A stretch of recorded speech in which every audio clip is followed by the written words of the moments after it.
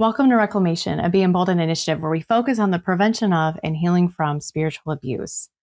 Deliverance ministries are super prevalent and they seem to be on the rise. So because of this and the harm that's caused by their work, one of our mentors here at Be Emboldened, her name's Anna Kitko, completed her master's thesis recently on this topic. What she did was she created an assessment tool to help gauge either individually for ourselves or as a clinician who is supporting others, what the harm has been so that we can better support ourselves and support one another.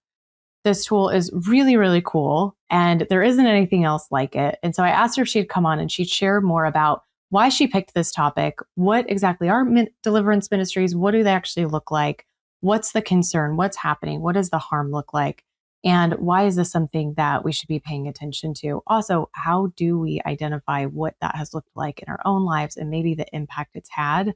I share a little bit about some of the hidden impact it had in my life where it just sort of like, I still have these little brain ping moments periodically of oh my goodness, that was connected with that too. I didn't even realize that was hidden back there still. So it can be really sneaky. It can be really deceptive. And so I'm appreciative of Anna for coming on, having this conversation with me so that you all can hear it. Anna has a Master of Psychology of coercive control. She specializes in the support and healing for victims of high control groups and their families. She's also an apologist with Ratio Christi. She brings together all of those pieces that we value here at Be Emboldened for anyone who has direct contact with a client, with someone who has experienced spiritual abuse, or with a loved one, or with a professional who is desiring to support others. She brings together the support professional training, the apologetics, biblical studies, theological training, and she also brings in her lived experience. So she's got the trifecta, y'all. So if you're unfamiliar with Anna, you're in for a treat. She is wonderful. Enjoy.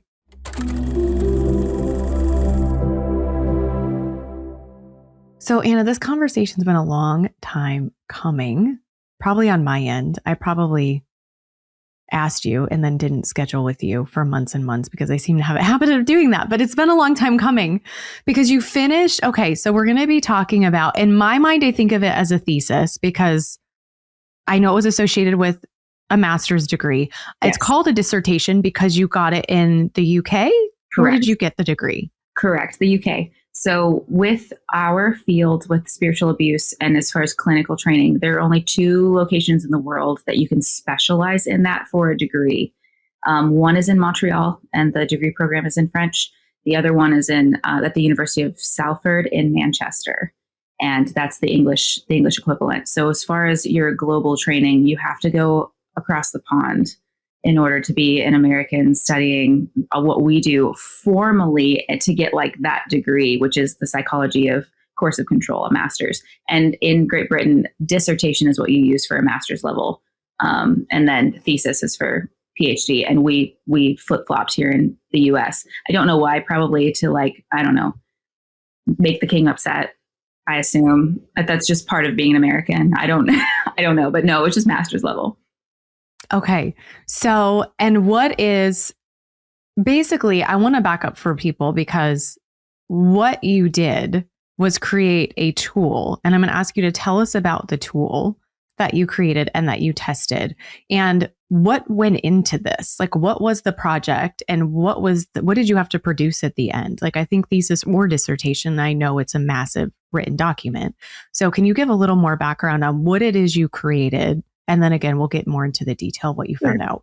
So with European clinical training, you have to do for a clinical master's, which is what this is, a little bit different than what you would get for an academic master's. So you have to actually deal with clients and actually do some type of add to the world of clinical medicine, something that is positive and helpful.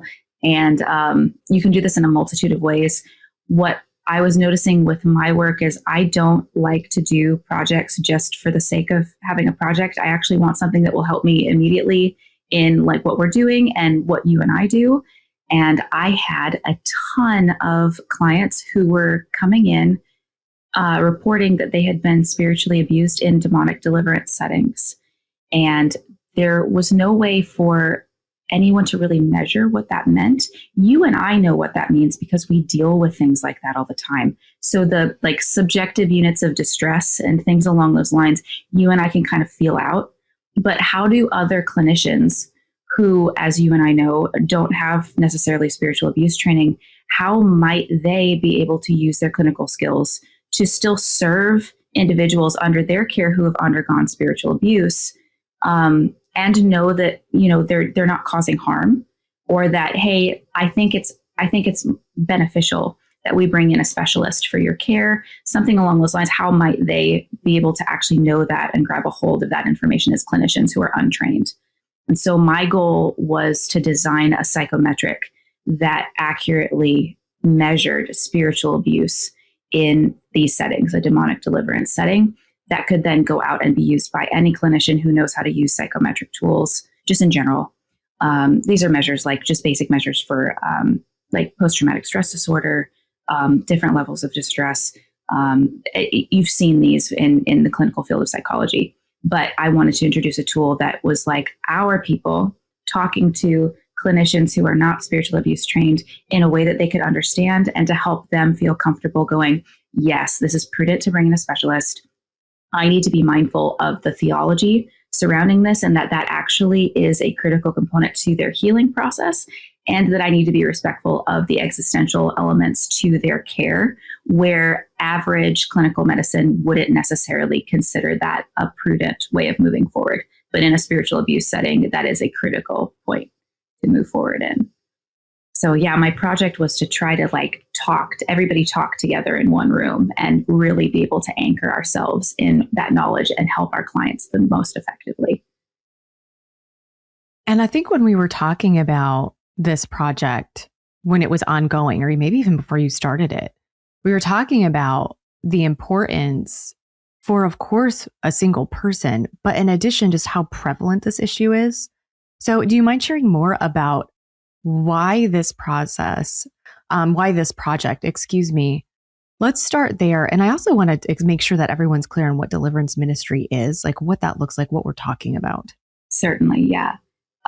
So first with deliverance ministry is the phenomena of kind of the modern day exorcism. So these are individuals who are claiming they're spiritual leaders, who have access to either a prophetic gifting or an apostolic gifting, such that the individual comes under their care, whoever that is, a parishioner or somebody in distress, this apostle or prophet then can accurately diagnose whatever they are dealing with spiritually in the form of some kind of demonic entity. So you can imagine things like mental health issues are seen as actually demonic. And this is like third-party demon attached to the person, and that demon needs to be separated from the individual. There is anything to do with family or marital stress, things that you would see the average client come into, say, a counseling center to be able to talk through and get some externalization and be able to process, adaptive versus maladaptive coping strategies, all the things that you would imagine happening in a counseling center. What's happening in the deliverance setting is that all of those issues are being couched as demonic entities afflicting the individual. And that apostle or prophet is then tasked with a peculiar set of skills that can remove the demon from the midst of the person. And that person's ability to then be healed is contingent upon their faith that has actually occurred, that the demon has been removed from the individual. And deliverance can happen in tons of different ways. I mean, it's a giant spectrum. Everything from sozo, we've heard from like the Bethel School, so issuing sozo, to inner healing in general. There is an iteration called theophostic prayer. There's another one called Emmanuel prayer. There are tons of names for these things, but primarily deliverance is the modern iteration. And in particular, I would say the modern American evangelical iteration of exorcism. And there is a structure to it. Yeah. There is when you're saying these, it's because there's actually like a framework. There are specific things are being said. There's sort of a ritualistic element to it. that if I think of ritual, I don't think of, okay, bad. Ritual doesn't necessarily equate to bad. But this isn't, in this case, it's problematic. We'll get more into why. But it is very much like, okay, I'm going to follow this system and I have an expected result at the end. And if I don't get that expected result, then what's wrong with you? Something's going on with you. And that's why I didn't get it. How about also if it does appear to be effective, but it doesn't stick? Yeah. What happens then? So you're supposed to come back. You'll notice in deliverance, not everybody, but most deliverance settings, at least the ones that I treat on a regular basis, involve some type of payment for the services, both prophetically as well as deliverance. And so if you do not hold on to your healing, which is the term that I've heard most commonly used, then you are allowed to return for another deliverance where that incident is repeated. You're taught that your faith is what anchors you to this healing space that you're in and the healing posture that you're enjoying. And then you're sent on your way. And if it repeats again, it's an indefinite loop of going back and forth between the deliverance setting and your home or workplace or wherever you are in life. Is there a connection made? I remember hearing this at one point. The connection between, okay, you didn't keep your house clean, or what is that scripture? I know you know which one I'm referring to. Are we talking about like where the spiritually mature individuals? Oh yes, they leave with the demons, and then the demon brings back 7 more. Brings back 7, and it's like, well, you didn't do what you were supposed to do, and so no, in scripture, it's making a valid point. But I've heard it used in conjunction with, okay, you were delivered, but then now you're struggling again, and so you didn't do something in the interim that you were supposed to. Yes, and it's a wreck. I mean, hermeneutically, that's just a horrible reading of that passage. That comes under the segment where Jesus is discussing blasphemy of the Holy Spirit, and he's talking to the Pharisees, and he is talking about a state of an unjustified non-believer getting a demonic deliverance from, say, the apostles or some of the Jewish exorcists. Even this is what the Pharisees were doing. This is Second Temple exorcism protocols that Jesus is referencing. And he says, you got rid of the demon, but you didn't get indwelt by the Holy Spirit. And now the demon knows how to access you still, and he's out there, and he's going to bring back friends, and it's going to be 1,000% worse than it was the first time. So it has absolutely nothing to do with Christians dealing with issues within life and then not keeping their house clean or their temple clean. It has nothing to do with some of the other iterations are like, well, demons can't get into your holy of holies, but they can get into your outer courts, like using temple vocabulary to try to represent the human body as the Solomonic temple. And those, there's tons of frameworks. All of them that I have seen are horribly ripped out of context. They're just kind of biblical sounding analogies that don't really work with the scriptures at all. Huge problem with the deliverance ministry frameworks. And when you're looking at, so overall, because there are many, many flavors of this. Yes. But when we look at it overall as kind of big picture umbrella and category, generally speaking, if you can, feel free to use specific examples if that's helpful. But what has gone awry? Like, what is the big picture issue? If you're to share with someone, oh, deliverance ministries are no good, they're problematic, they cause harm. Here's why.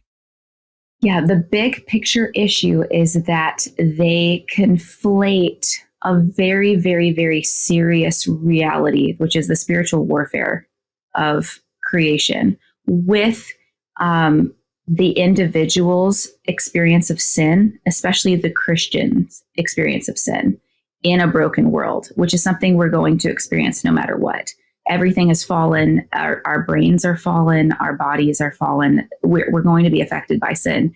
And when we are redeemed by the Lord, we still feel the effects of sin. And that really matters.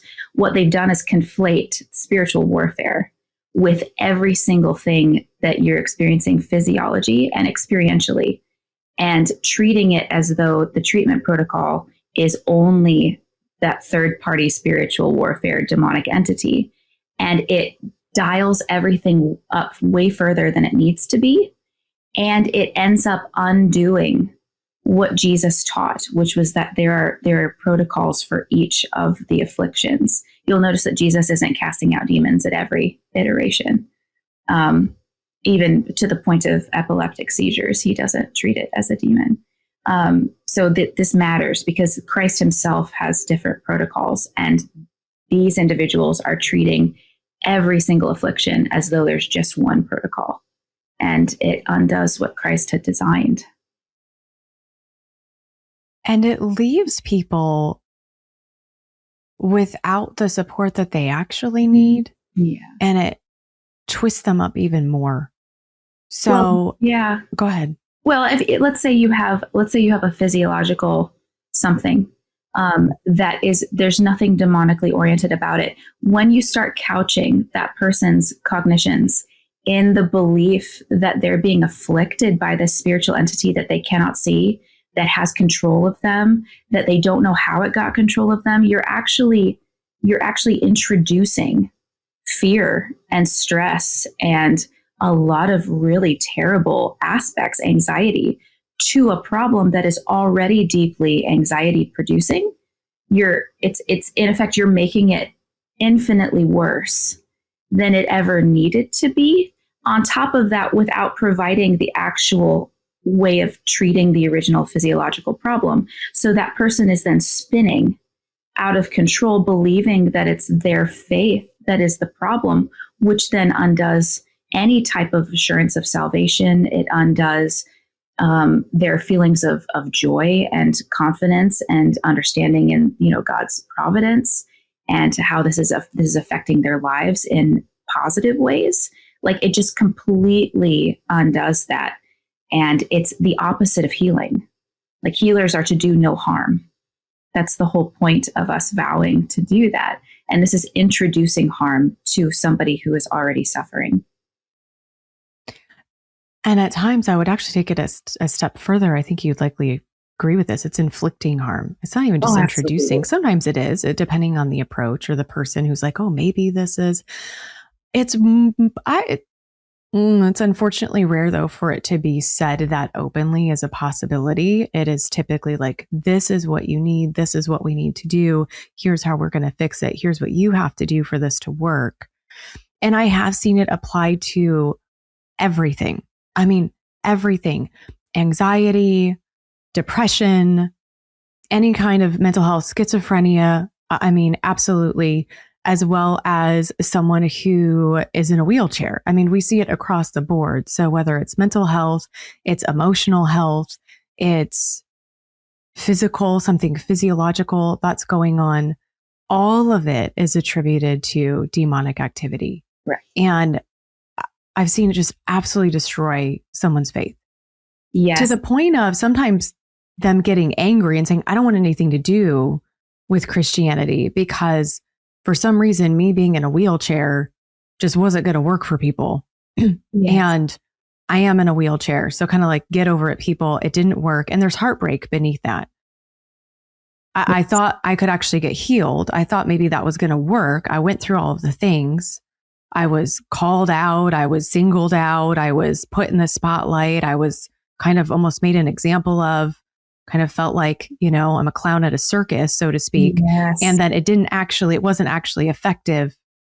And so now I feel like I've failed. I'm deeply, deeply disappointed. I thought that maybe there was some hope here that didn't pan out. And now I don't want anything to do with any of this. And then feeling like I am not Christ-like enough. I'm not good enough, basically, for the church to let me be in the state that I am in. Yeah, exactly. And on top of that, all of the Christians that just watched me now judging that I either am okay with letting demons afflict me or my faith isn't strong enough. And now they can help me get stronger in my faith. So now you're being reminded with every time you go to that church setting or wherever you are, that you're being tested and judged by your own family, spiritual family, with like, you need more encouragement towards healing. And so you can't ever get away. Like, maybe you just want to worship that morning. Maybe you just want to pray. Maybe you just want to lament. All beautiful, active, and very important, critical aspects to human existence within a spiritually healthy environment. And now all of it is warped. Right. And maybe someone has a persistent depressive disorder, and that is a form of what persevering in this life looks like for that individual. And what they actually would need is for people to care about them and to be supportive and to cheer them on. Yeah. Because yeah. Their persistence forward, their perseverance forward is beautiful. There's a testimony being written in that person's story. And there's this struggle, I think, overall, I'll say culturally here in the United States. I'll keep it here for this, although I think it could apply elsewhere. But we really don't like suffering. Even as Christians, we're in a culture that really struggles with suffering. And we don't like if people feel bad. We don't like if there's something that we can't fix. We want to fix it. And so I see a lot of that in deliverance ministry is, oh, we're going to fix all this stuff because it's all supposed to be perfect. More of that like a dominion theology kind of idea of like, okay, we're going to bring heaven to earth and everyone's going to be healthy and everyone's going to feel good and it's all going to be well. And that's just not the reality of the time and history that we're living within right now. Right. And so where people are left is without the church, without the community of Christ, without their brothers and sisters. Right. When we write everything off in this way and then blame it on someone when it inevitably is ineffective. Now, I do want to ask Anna, there are some experiences that some people have shared where there does seem to have been some result. Have you run into that? Yes. Yeah. In fact, my study includes those individuals as well. So when we had several who said, I had a deliverance session and I loved every second of it. And in fact, I got to do a little bit of exit interview stuff for them because they were excited about being a part of the study. Yes, where they felt immense relief over things that were couched in like generational curses or marital problems. And so generational curses is kind of the overview of these are things that are like family traumas that continue to resurge that perhaps you were a victim of over the course of several generations, say things like alcoholism, something along those lines where it's you have several individuals in your genetic line that were suffering. And that they found immense relief in the knowledge that they were not beholden to fall into that category of suffering, that they had the power to not become an alcoholic, and that they had been relieved of that demonic affliction is how the apostles would frame it. And in that regard, they found immense relief in that knowledge. And another iteration was kind of it was a very, very structured form of inner healing that the Foursquare denomination uses. And this was in the form of a conference. So the deliverance was an entire weekend focusing on marital communication and the design of a covenant. And they found that conference setting was instrumental in keeping their marriage together. And so in those cases, I would actually call those somewhat of an outlier from what the average deliverance setting is for certain, but it was being couched in deliverance framework and vocabulary. And so it counted as far as part of my research project, and it was included. So from what you learned through those conversations, do you think that the deliverance setting was necessary for the result to have been achieved?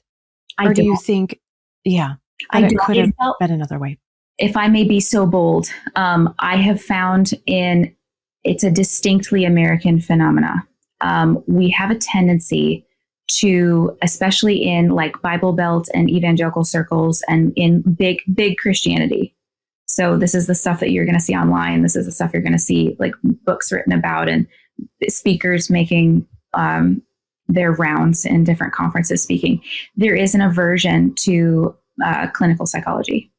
And from the history of clinical psychology, that is very, very reasonable. But what has occurred kind of in our era is diet clinical psychology, that they've just taken clinical principles and they've like overlaid them with mosaic sounding vocabulary and then taught exactly the same thing.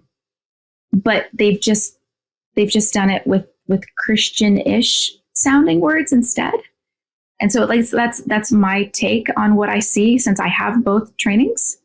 It's like, where did you get this information? This is like almost exactly, this clinical framework. And then now we're just seeing it, different labels for exactly the same thing. And so what I feel is happening is that some of these deliverance settings are actually more of a biblical counseling-ish attempt at identifying things that have really worked on the clinical end of things, and basically turned them into a Christian version. And I see that a lot in my areas. I don't know how prevalent it is everywhere, but I see that a lot. And I go, oh, that's the RIF psychological scale for well-being. Like, that's exactly the same. We just inserted some Christianese. So I just kind of go, okay, I guess that's what we're doing now. And I feel a little bit of frustration as you share about this, because we'll take so much heat for our training and the circles that you'd be referring to. Okay, you're secular, you were quote unquote secularly trained. And so essentially what I hear, which I would be totally open if someone had more they wanted to even comment and share about what is actually intended by this. I have had many clients who have come to be emboldened, who have started in the initial 15-minute, consultation call of, I don't know if it's okay that I'm talking to you because you're a licensed clinician. That's bad. Like, mm-hmm. I don't know that you can be honoring the Lord, that you could be coming from a biblical worldview framework. And so it's basically saying, if you're a licensed therapist, you can't actually be a practicing Christian. Right. Like, those two things are incongruent with one another, which is a terrible thing to say. Well, it's just, it's deeply misunderstanding what therapeutic intervention is anyway. And at least when I poke at it a bit, it's like they got a little bit of intro to psychology in college, and they just assume that all of whatever I just learned is immediately pagan or evil or something along those lines. Especially but neurology doesn't get this. So I've got like a neurology background because that's where I started in before I became an apologist. Like, the neurosurgeons aren't treated this way. And our DOs aren't treated this way, and our physicians aren't treated this way. And yet that is a deeply secular clinical study, just like what we would receive for therapeutic care. And it's fascinating to me. And I haven't quite sourced exactly where this is from, although the 1950s, 1960s, I have started to find when I'm teaching this up at UT, the history of this stuff, I have found little snippets of like tent revival preachers couching their preaching against what would have been modern psychology back then. And I have kind of a running hypothesis that maybe this is just a repetitive theme that people are used to hearing.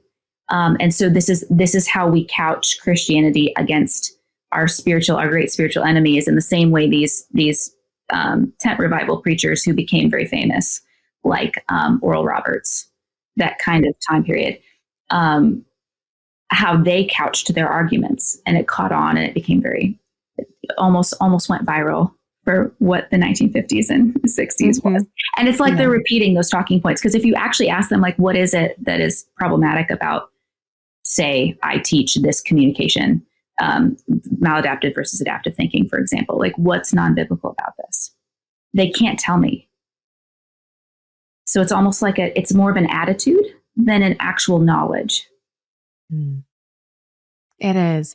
And I would kind of piggyback on what you're saying with having a view that we can only support one another with what is literally in the Bible, not the spirit of the Bible, not that, just literally what's written there in the text.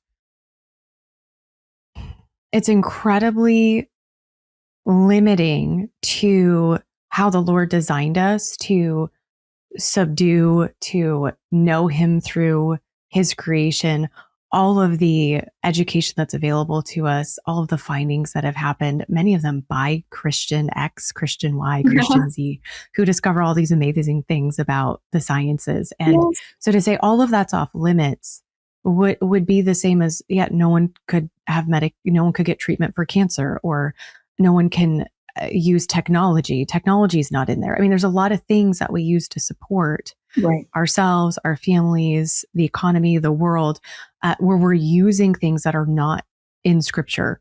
And so I'm broadening it a bit here, but to bring it back in specifically to this area of being, a clinician and coming alongside and having understanding of the brain, having an understanding of, biology for someone, bringing that in with also what we know from the social sciences. We've learned so much more about human behavior across cultures throughout time, the way we see patterns, and we see, even when we look at like millennials versus, Gen Z, and we can see kind of different commonalities as well as some differences, and all of that as well, all plays into just the lifespan over years of humanity, just the generational changes. And that's not in the Bible. Like, that's not directly, we're not going to see millennial tendencies in scripture. It doesn't mean that they don't exist.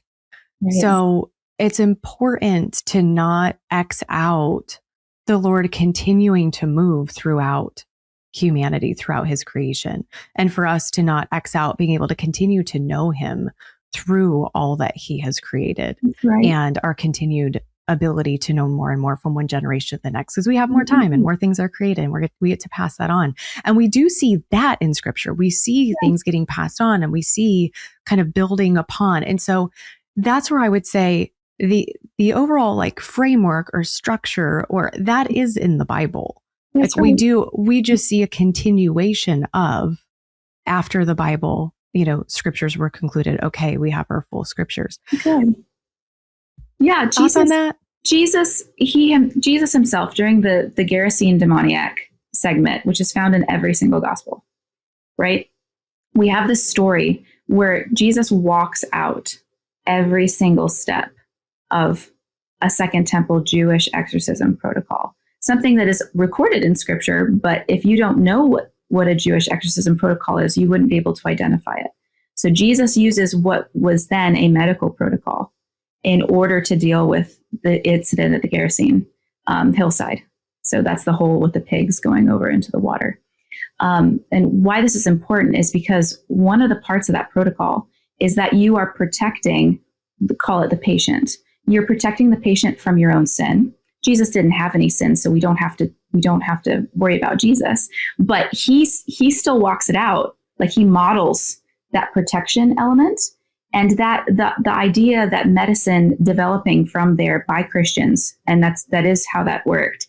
Like at one point, the Hippocratic Oath, where you vow to do no harm, was taught as a cross in order to demonstrate, like it would be written out in the form of a cross to remember what you're supposed to be doing, which is be mindful of the fact that what is normal, what is healthy, is not a standard that is set based upon you as normal and healthy.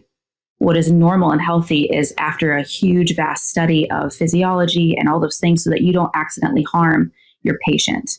In medicine, it's called iatrogenic harm. So that's harm that's inflicted by the physician onto the patient. And so with these deliverance settings, and just to kind of piggyback off of what you were talking about, one of the things that is really crucial is that these individuals who are walking out a moment of medicine, which is what this is, they have absolutely no bearing or understanding of all of the ways that they can deeply harm a brain and a body, and introduce so high a cortisol level that the person is walking away with what is functionally a poison sitting on the person's brain indefinitely. Like, we know as clinicians, you don't leave your client in a traumatic high level stress state before they leave your office. You bring them down. And that is so that they don't have high cortisol levels when they leave you, if you had to bring them up for activate, whatever you needed to do. These individuals, these so-called apostles and prophets, have no knowledge of this. And so we have these incidences of them using, for example, a baptism as a framework for deliverance. So they're taking the person who's scared and has just been told they are afflicted with however many demons the apostle has identified. They are then being held underwater to be told that they're being baptized to deliver them from these demons, and then coming out of the water to be screamed at to make sure all of the demons have left, which is a complete and total, not only misunderstanding of baptism and how it works, it's a complete, let's just call it a marring. It's just a tragic re-envisioning of what the point of the moment of baptism is supposed to be. And they are leaving the person then screamed at indefinitely, just until they comply with whatever the apostle is claiming is what healed looks like, which is usually whatever is normal for the apostle.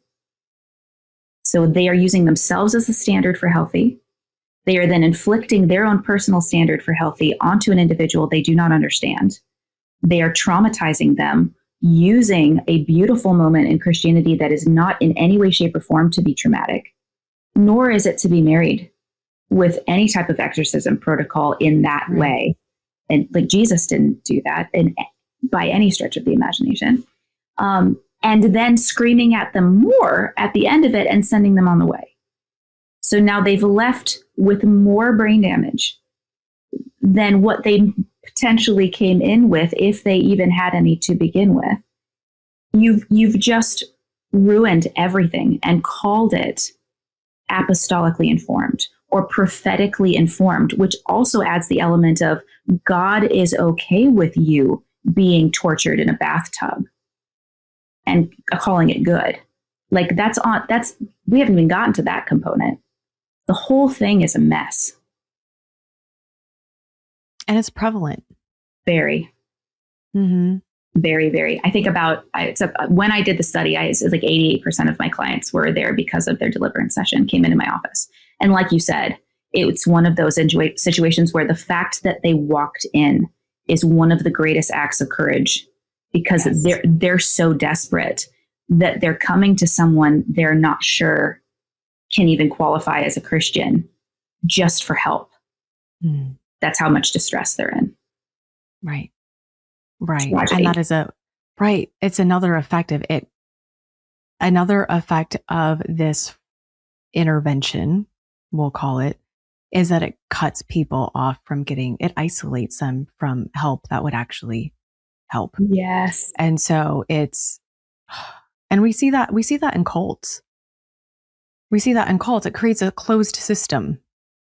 So people can't actually get out. If you have a closed system where you're not getting information from kind of anybody else, you're not able to investigate, you're not able to ask questions, you're not able to, kind of know what else is out there and be able to critically think and you create this closed system where, okay, I'm stuck in this, and it's really difficult to get out. And deliverance ministries can create this closed system. Yes, it makes because it's just this loop, and all the answers are supposedly within that loop, and you can't get out of the loop unless you take a really bold risk. Yes. And doing something that you've been told you're not actually supposed to do, and in and of itself could worsen. Right. You could get more demons if you go out. Yes. You have the closed loop that you're talking about, the reliance upon the apostle or prophet's ability to recognize what's going on and accurately diagnose what's happening with you, and to know what specifically you need to do, what mantra you need to repeat over and over and over again, whether or not you need to be rebaptized, whether or not you need to be tied to a chair, things along those lines. Even I've, in some cases, held down, like just really awful situations, but you become reliant upon their ability to diagnose, which is a problem, because a good healer is supposed to actually heal, and you're supposed to not need them anymore. that's the whole point of being healed, is that you are learning how to not be reliant upon your physician or your counselor or your therapist. You're learning to be strong and independent and be able to learn these things yourself to be able to walk out your life. And in this closed loop, all you're doing is learning that you never can be that way. Anytime distress happens or the world is experienced by the individual in a way that is they perceive as negative, they feel they must go and subject themselves to this person. And for healing, they never learn how to be independent on their own and move out into being a full-fledged, society member that they can feel anchored, that they understand and are healed and know what to do. And with a strengthened relationship with the Lord, not strictly with an apostle or a prophet. Yeah. Yeah. So with the tool that you created, what were the results that you saw in your study? What'd you find out? The results were really, really neat. So we did a statistical analysis. We had to make sure that my tool, which was a series of statements that helped put vocabulary around the world of demonic deliverance. And then as you answer those series of statements, how much it affects you using a Likert scale. We then statistically validated that psychometric with other known psychometrics that had already been established as internally consistent. So if you do any stat work, which I can't stand, I'm not a big statistic person. I had a wonderful oversight with lots of statisticians teaching me lots of things. So I just subjected myself to them. It was to die for. We used as a comparison model for the clinicians who are watching this, the spiritual harm and abuse clinical screener, the impact of the event scale, and then the RIF psychological well-being. So those are very well-known psychometrics out there for being able to measure any level of PTSD in particular, since that's what I was seeing the most. With what we found was that the psychometric definitely worked. It resonated in the minds of the people who did the study so effectively that we were able to statistically validate. And that's the hardest part of any psychometric tool, is that you have to come up with vocabulary that is understood by the population you're trying to serve, that's identifiable, but is also something a clinician who is outside of that environment and has never been exposed can understand. And then you have to have a way to measure the impact of those things with an analysis point. So all of those things have to be written out. And that's what we did. But we found that the critical component of the study is that it was internally consistent. And that's what matters. So what that means is the next step, if we do a next step, number one, you can use the psychometric. It works and it's been proven to work. The next step is to do an actual clinical study over, hopefully hundreds of thousands of individuals, which is hard for our field because we have this population that is vast. I mean, you and I know that spiritual abuse is everywhere, but we have to figure out a way to get the study to the people. And clinical studies may or may not necessarily resonate with this population. So that's a kind of a hurdle for me moving forward. We'll get there. We'll find out. But the point is that we can use this tool as clinicians. And I'm pleased to say that I get to present it to the International Occultic Studies Association, which kind of does the vast majority of clinical studies in the field of spiritual abuse in the world in Montreal this summer. So we'll hopefully see this being used across the board, hopefully in the next year. And so what it would tell someone, what it would tell a clinician is the impact, the degree to which the deliverance experience impacted and has continued to cause harm. Am I understanding that correctly? That's correct. So as you interpret results, you would have a therapeutic interest interpretation, meaning how might the clinician best serve the individual coming in saying, I've experienced demonic deliverance, so that the clinician knows where to focus all of the clinical goals. So that's the therapeutic interest aspect to the metric. And then there's a theological interest interpretation for the metric, which is also how much theological knowledge do you need to serve this client effectively and to not harm them. So it helps the clinician know, okay, I don't have enough training to be able to understand this. So I either need to refer to a specialist, to this individual, so they don't get harmed further, or I need to say, hold on, I'm going to backlog, I'm going to do a bunch of research to make certain that I do not harm you further, which was my major concern, was that potential, that iatrogenic harm, because we see that so often. So I'm trying to stop individuals from getting hurt further who've been through this, since you and I know that that's so something that is so prevalent. And also provide clinicians who don't have this training with incentive to get trained and to go, okay, I can stop. I know what I'm doing enough to be like, okay, I don't need to go there now. I'll focus my clinical goals over here so they don't get harmed while I do the research. And then I'll introduce from there. But I know that existential work is critical here, and I can't ignore that.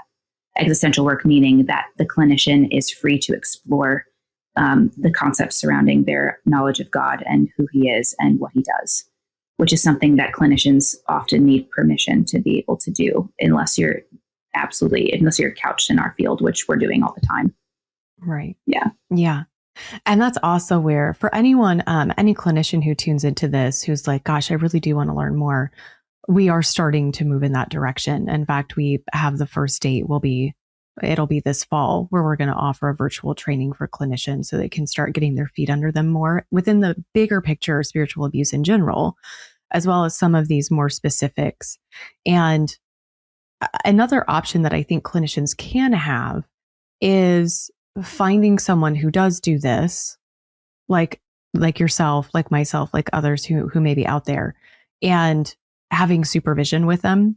Yeah. Something that I love about our field is, okay, we're required to have supervision for X number of years, for X number of hours, but we can always still have it. We can consult, we can still have someone supervise if there's a new case that we're working on. We want to make sure the person's getting the best care. We want to make sure they know what our limitations are. We want to make sure, of course, that we're consulting along the way. So a goal that I know you and I share, Anna, is having a lot of people who are already doing really good work, but this isn't so much their area, have this be more of a strength so that they can, because there's so much to be done. There's so many people who need this kind of help. And so we want to help equip others to be able to go out and meet one-on-one and in small groups and such as well. So that's the goal. That's what we want to see happen.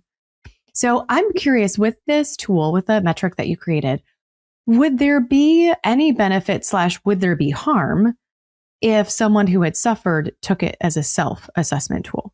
So we put the tool through a whole, like the ethics protocols and oversight in Great Britain are pretty substantial, way more than I would say American ethics expectations are, at least in my experience. So we anticipated that, and the tool is actually designed not to trigger. Now, can we guarantee anything? No. We always want to do informed consent with any client. We want to offer, like, hey, there is this tool. It's possible that you may experience a level of distress reliving some of these vocabulary terms, but we want to offer it to you in case you think that this is an important thing for me to understand, just to the level of trauma you may have incurred from this situation. Like how magnified was this experience, and what am I getting ready to do to consider EMDR for you, for example, which is eye movement destabilization and restabilization.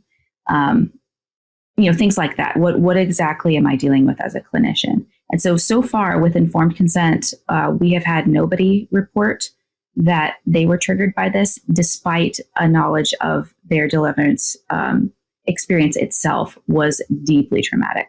So these are known cases. These are volunteers who are like, absolutely, let's see what happens. I really want to be part of this study. And they were not triggered. So the goal for me as a clinician was to hopefully succeed in producing these statements in a way that would not trigger and that would still do the job. Mm-hmm. And I did take it, which was helpful. I appreciate that for this conversation. And I will say I'm someone who's pretty far along removed from my deliverance ministry experiences. And now I'm just like, ugh, versus, so I have a different response to it now. But I thought it was a very easy tool to take. I mean, it was It was simple. It was understandable. Again, I realize I'm a specific like subcategory within the overall demographic with like career and things like that. But I didn't find anything triggering about it. I would completely agree. Good. And I definitely could see where, oh, this is helpful. I think it would encourage some to consider in ways that they hadn't considered before because they wouldn't have known to. And I think I know we regularly come into contact with clients who know that there's stuff going on, but they aren't quite able to pinpoint what's the big thing, what's kind of causing what. And so this tool does help to maybe bring attention to something that is bigger than had been realized, or maybe in some cases isn't as significant. Maybe the person is further along than maybe they would have thought. And so it helps then still kind of to hone in on, okay, what really is most important here? What will best serve this individual? So I think it's an excellent resource. Is this something that is available if someone listens to this and are like, gosh, I'd like to go check it out. I'm a clinician and see how I could use it. Or Absolutely. I'm an individual. I would love to be able to go take it and get an idea of how maybe this has affected me personally. How would they do that? Absolutely. You can contact me for it directly. I'm happy to share it. It will be published. So the manuscript is being used soon. So it'll be the National Institutes of Health will be able to have, if it gets published, which right now it looks like it's very promising. Then it'll be Googleable, and you'll be able to pull it up and print it off, things along those lines. So yes, it's readily available, and people are more than welcome to contact me, clinicians in particular, like, hey, I would love to use this. I take care of clients who have been through this. For those of us who are in the coercive control treatment field as well, a lot of the statements were designed for clinicians who know about coercive control, because a lot of the statements that are very common in deliverance ministry are deeply coercive. And so they are present on the metric, as well as the theological interpretation aspect to this for gauging. So you'll be able to see which of the statements as a clinician, when you're scoring it, are coercively set up by these individuals who are doing deliverance, or by whoever's authoring this, different modalities that are out there for deliverance ministries in general, so that you know if they've scored high on the coercive control statements, we're also dealing with a cultic element, and you can be advised to be working towards care in that side of this. That mattered to me immensely just because of our field. Absolutely. Wonderful. Yes. And do you think, so I would say for anyone who is wanting to contact, for right now, I'll chat with Anna and kind of see what would be the best like email or whatever. I'd say for right now, if you're listening to this, you're like, gosh, I would really love to be able to bring this into my practice. Email us at hello@beingbolden.com, because we can get it to you. We can get you in connection, connect you with Anna if need be, particularly if you would look at it and have any questions. I'd want whomever to be able to get some clarification to ensure they're using the tool properly. They're able to score it and understand it well. So, and again, we have a training coming up in the fall. We'll be able to help with these sorts of questions too. So you can actually talk to us in real time and not just listen to the podcast, as lovely as that is. Yeah, no problem. So Anna, any final words for anyone in regards to this whole issue of the deliverance ministry? I think a main point that I was hoping to make, and then I'll hand it over to you for closing, is we can't minimize this. That's right. It's incredibly impactful. And I am going to say one other thing. One second. I have realized even, oh my gosh, Anna, just over like the past even few weeks with some new clients I have, some different conversations I've had, I've continued to have like little pings in my own brain of, gosh, I had been taught that. And am I living into it still? Not really. But I kind of forgot that had even happened, or that was even there, or wow. And what really amazes me about what I'm saying is that's not from my upbringing. It's not. Yeah. Barely, if at all. That's from just a few years in my mid-20s. It was so impactful. Like it really had gotten in there. And so I'm living kind of in real time just how it could tentacle and how it just like hangs, like these thoughts. I'm not talking, I should probably be more clear because it could sound like I'm talking about, I don't have a demon. some of you out there might say I do. It's not true. You're being rude. It's just the little ways of like thinking about things. Like I recently had someone talk about how like, oh, the idea of like cracking the door or giving the enemy a foothold. And I was like, oh my goodness, I remember that for years. Every night we were praying a hedge of protection around our house, and just very literally speaking, we should have been praying for like a whole dome. A hedge is only what, a few feet tall? Yes. Like that's not even going to do anything. But Yeah. it's just not how it works. It's poor theology. This isn't how it works. And it gave me this fear of, if I don't do these things, I'm not going to be protected by the Lord. I have to do these things. And so it becomes, again, ritualistic. It becomes superstitious, and we get outside of the realm of Christianity very quickly.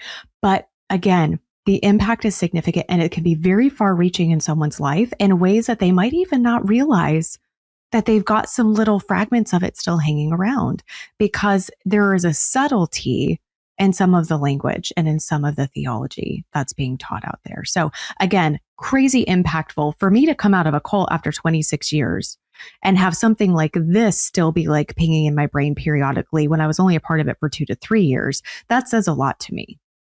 Yes. So I'll tell you this story because yes, it's everywhere. And there are little bits and pieces of it that kind of infiltrate every denomination. And this is fascinating to me because one of the reasons why my study got cleared in Great Britain, because I was considered so niche, like, oh, how interesting, how quaint to have this little American student that's, going to study her people. And I pointed out actually to the board who was overseeing. I was like, just to be clear, which I really think is a providential thing that the Lord was kind of giving me a wink about. I just Googled Deliverance ministries in London just to show them. And there were like 8 separate deliverance ministries in London alone. And then I pulled up the Archbishop of Canterbury's address to the Royal Academy of Clinicians, where he advised deliverance and deliverance frameworks be incorporated into clinical medicine. Which is something that he does. He addresses every year. So he had taken deliverance modalities and introduced them to the Royal Academy of Clinicians. And they had formed a website on how spiritual care and deliverance is a very helpful potential for their patients to be introducing this stuff in their care. And I was like, so you're actually already experiencing it, and you have protocols in place that are already doing this to patients. And that's part of why my study got cleared immediately, was because they didn't even realize how far reaching, like this is not just a niche little, I'm in Appalachia, right? This isn't a little Appalachian mountain phenomena. This is everywhere, as you rightly point out, not necessarily cultically oriented, sometimes just your average community denominational church. Mm-hmm. Yeah, I remember a conversation I had with someone not too long ago who said, oh yeah, no, our church is bringing in like mental health support. And I'm like, oh my gosh, that's so good. We have a lot of churches opening up counseling clinics and such. I'm like, this is wonderful. And then I asked, well, what does that look like? Like, how are they doing it? They're bringing in sozo. Yeah. I was like, oh boy. No, yes. Yeah. Like, oh, please, let's have a conversation about that. Please, let's investigate that more. And so, Anna, it's so good to have you on here. Thank you so much for coming on. Thank you for having this conversation. Yeah. And for anybody watching, just so you know, if you need a copy of the dissertation, which explains all of this and how sozo works and everything and why it's problematic from a clinical perspective, I will send it to you for free. No problem. Wonderful. Yeah. And again, to get initial contact, hello@beemboldened.com.